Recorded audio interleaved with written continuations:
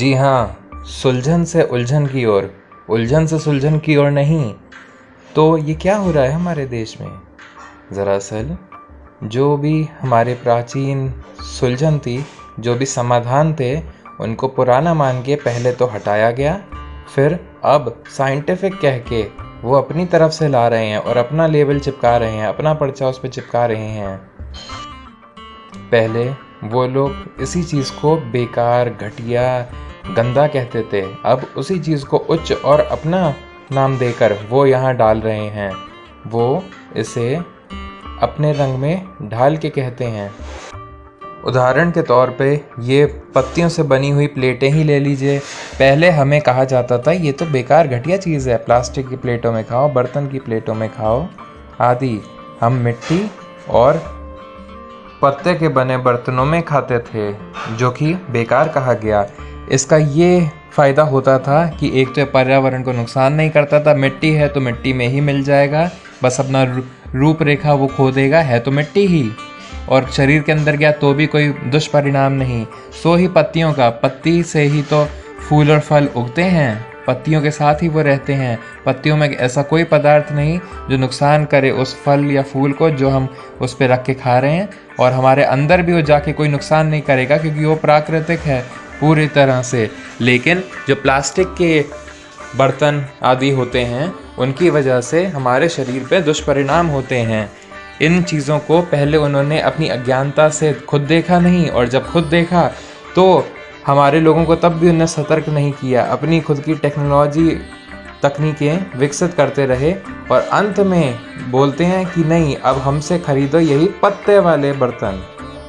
ये एक उदाहरण है, ऐसे कई सारे उदाहरण आपको देखने को मिल जाएंगे। इनसे एक सीख लेने की है कि हमारे भारत में पहले ही समाधान हमारे कल्चर के अंदर, हमारी जो रीतियां हैं, रिवाज हैं, उनके अंदर जो समाधान है वो कूट कूट के भरे हैं, जबकि वो लोग अलग से समाधान खोजते हैं और अपने लोगों पे थोपते हैं, और वो समाधान भी नियमित विचारों को लेके बना होता है, जिसकी वजह से वो संपूर्ण स्थिति के लिए उत्तम नहीं होता। जैसे कि वो अपना काम चलाने लायक तो टेक्नोलॉजी बना लेंगे, तकनीकें बना लेंगे, लेकिन पर्यावरण की चिंता नहीं करेंगे। वो सिर्फ अपने पैसे लाने भर के लिए तो सामग्रियाँ बना लेंगे, लेकिन जो ग्राहक है उसकी चिंता नहीं करेंगे।